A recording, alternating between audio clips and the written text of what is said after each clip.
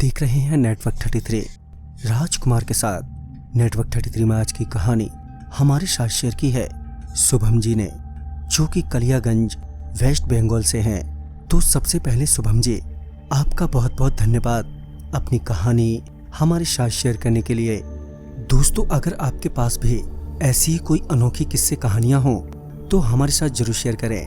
हमारे Instagram ID पर ID है network_33।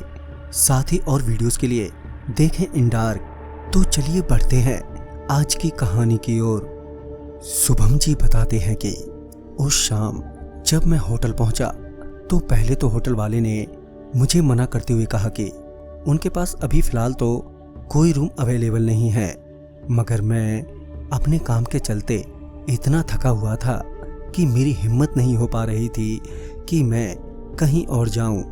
मेरे लाख मनाने के बाद वो आदमी मुझे आखिरकार रूम देने के लिए तैयार हो ही गया।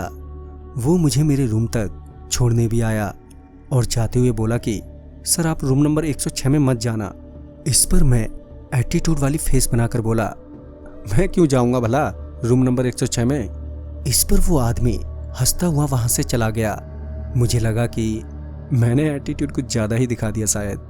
खैर, मैं फ्रेश हुआ और अपने आरामदायक बिस्तर पर जाकर लेट गया और नींद आने का वेट करने लगा। मगर मुझे लेटे हुए काफी देर हो गई थी, मगर नींद ही नहीं आ रही थी। नींद तो नहीं आई, मगर उस होटल वाले की बात जरूर याद आ गई। तभी मेरे मन में एक जिज्ञासा हुई, तो मैंने सोचा कि चलो चलकर देख लें आखिर रूम नंबर 106 में है क्या।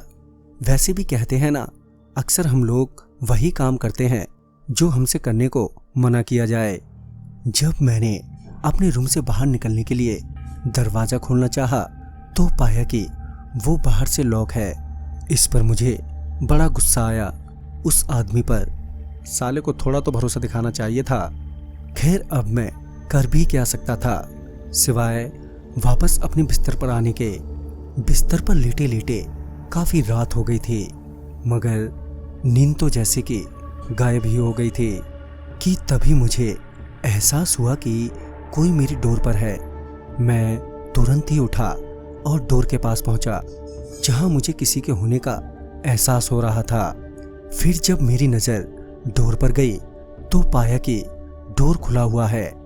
मैं बाहर निकला, मगर वहां कॉरिडोर में कोई भी नहीं था। लेकिन मुझे लगा कि रूम नंबर 106 में कोई अभी अभी गया है।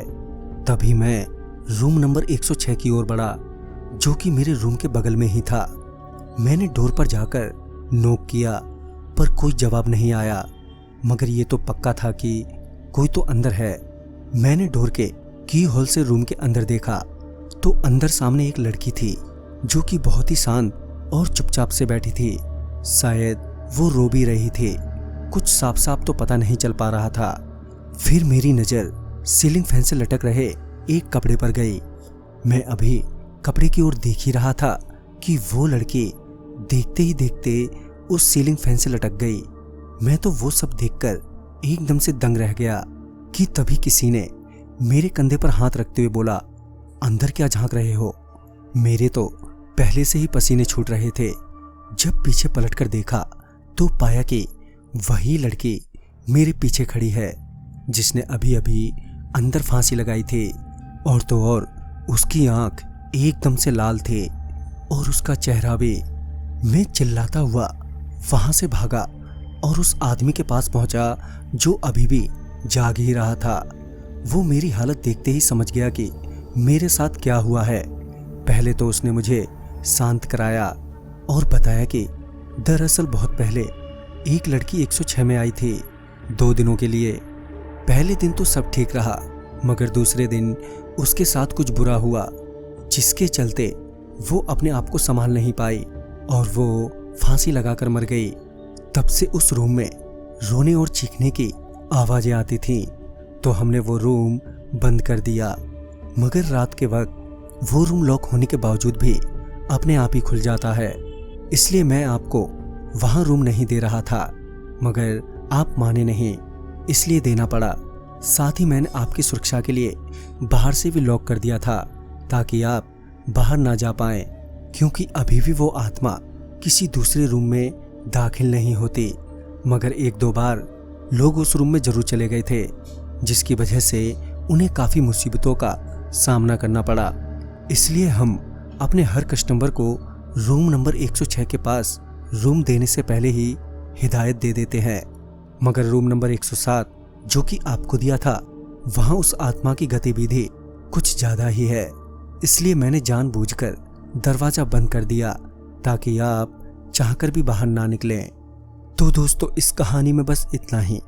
कहानी आपको पसंद आई हो तो लाइक शेयर करें और साथ ही हमें कमेंट बॉक्स में जरूर बताएं। तो मैं आपका दोस्त राजकुमार जल्द ही मिलूंगा आप ही की भेजी हुई एक नई कहानी के साथ। तब तक के लिए बाय एंड टेक केयर।